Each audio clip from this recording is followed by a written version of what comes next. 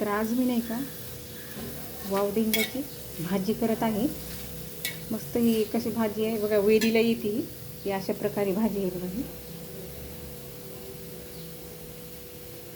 स्वच्छ धुवून मस्त कापलेलं आहे व तव्यावर टाकलेलं आहे. याचं सर्व पाणी नाही का आटू द्यायचं आधी.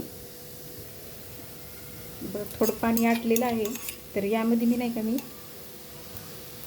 मिरची, लसण आणि यामध्ये थोडं मीठ टाकलेलं आहे. याची पेस्ट मी यामध्ये टाकणार आहे. मी खलबत्त्यातच वाटलेलं आहे, तुम्हाला हवं असल्यास मिक्सरमध्ये वाटू शकता. तर अशा प्रकारे वाटण केलेलं आहे. तर याच्यामध्ये टाकलेलं आहे मी सर्व भाज्या. सर्व एकजीव करून घ्यायचं आपण मिक्स. ही काय ना तव्यावरच भाजी करून घ्यायची. मस्त लवकर येतं. आपण पातेल्यात करायला गेलं ना जास्त पाणी यायला सुटतं, त्यामुळे आधी तव्यावर असं पाणी असं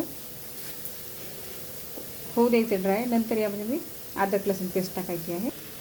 मस्त एकजीव झालेले आहे. तर यामध्ये आपण अर्धी पळी तेल टाकून घेऊया. कशी ही भाजी आहळल्या जाते तर थोडं त्याच्यामध्ये तेल टाकायचं व त्याचबरोबर मिठाचंही प्रमाण कमीच टाकायचं. थोडी आपली भाजी आहळली की यामध्ये अजून थोडं आपण मीठ टाकलं. झटपट लवकर होती भाजी व यामध्ये थोडं आपण मीठ टाकलं. यामध्ये थोडा लिंबाचा रस टाकला. थोडी फ्राय झालेली आहे भाजी तर थोडं आपण छोटे 2 चमचे पाणी टाकलं आणि एवढ्याच पाण्यात आपल्याला शिजू देऊया.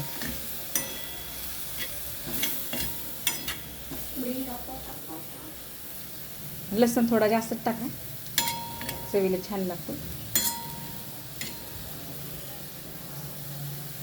तर भाजी कशी मऊ सॉफ्ट असते तर जास्त वेळ लागत नाही शिजायला. एका साईडला तवा ठेवलेला आहे. गव्हाचे पापड केलेले आहेत मी. हे पातळच आहे आणि पातळ तवा पण आहे बघा. मस्त अशा प्रकारे भाजून घ्यायची. थोडा गॅसचा फ्लेम जास्तच ठेवायचा. अशा प्रकारे बघा भाजली जाते. तिकडे आपली भाजी होत आलेली आहे.